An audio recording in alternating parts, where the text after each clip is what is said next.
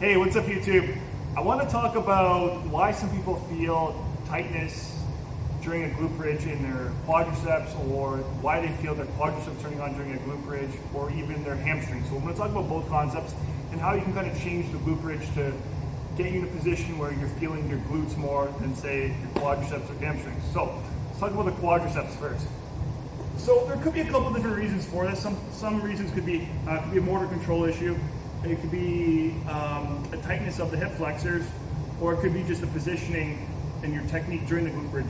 So let me explain and let me demonstrate. So I'm going to show you guys a position here where I'm going to predominantly feel the glute bridge in my quads here. So if I go really close with my feet, I pop my hips up. Right now, I'm feeling my glutes, but I'm feeling my quads a lot. Now, if I were to go wider with my feet here, watch the difference in terms of range of motion, in terms of how I can get my hips up. Now I'm really getting my glutes up.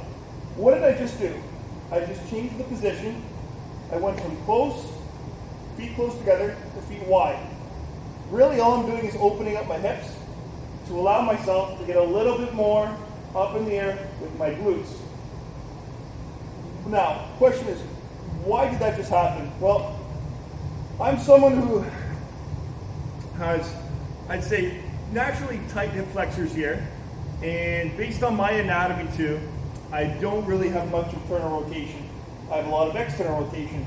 So going out with a wider position, allowing my hips to open up, favors me better in terms of just my anatomy and my structure and everything, to get better positioning and get a better feel for my glutes. So I can really feel my glutes here, and I don't feel my quadriceps or my hip flexors here at all. But if I go close together, a lot less range, can't really get my hips up much at all, and I'm really feeling it here in my quads. So that's one thing that people can do to kind of play around with the glute bridge, is just play around with the positioning, maybe going with a little bit of a wider stance, and maybe even going with the feet or toes pointed outwards a bit.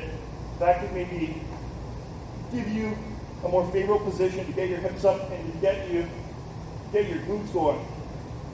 Now, another little tip that I tend to use with clients who have difficulty feeling their glutes is I tell them to push their feet into a wall or box. And sometimes I'll just manually do this with my clients, where I'll stand in front of them here and I'll put my hands on their feet, and I'll tell them to push their feet into my hands. Now what that's doing here is, as I push in, you sometimes can get just a better feel for your glutes. It's more of a more of a motor control thing. As you're pushing in, your brain may be telling you to kind of help you get your glutes up a little, or sorry, your glutes on, and you may get just a better feel for that in terms of pushing into something with your toes. So those are just a couple kind of tips or cues that I would use with somebody that maybe isn't feeling the glute bridge, specifically in their glutes, and they're feeling a lot in their quads. Now, when it comes to hamstrings, I'll say, usually the issue is people are sometimes, when they're doing their glute bridge, they're kind of getting sloppy with their positioning, and they're up on their toes, and as they're doing that, they get into, they allow the hamstrings to take over here. And the hamstrings are working to kind of fire and get the hips up as opposed to the glutes.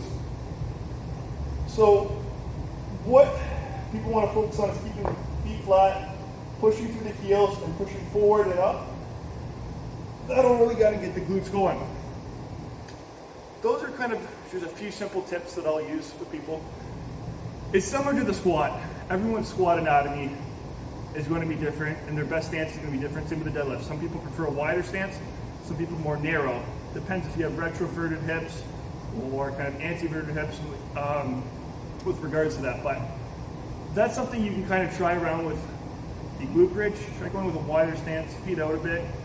Just play around with your positioning. See what works for you. Another thing you can also do, and this is something I get from Quadriceps, is you can go feet up on a box here.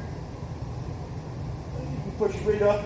Sometimes you'll get that just extra extension you'll be able to get, and you'll be able to really get the glutes going there. Now, depends on the person, but like I said, play around with your glute bridge positioning. Some people may favor or be better with a little bit of a wider stance. Some people may be fine with a narrow stance. Really just go by how you feel in terms of getting the glutes going and activated. Just a few tips there I wanted to share with you because I had one of my subscribers ask me this question. Hey Remi, I'm feeling this a lot of my quadriceps here, my hip flexors. And I just wanted to address this question in this video because it's a common issue that I also see with clients that I train. And I hope just by providing you with these quick little tips here that this can help your glute bridge or even hip thrust positioning when performing this exercise. So, that being said, guys, if you have questions, anything about this video, glute bridging, your stance or whatnot, or any other additional things you might want to go over, please feel free to leave a comment below. That being said, all the best. And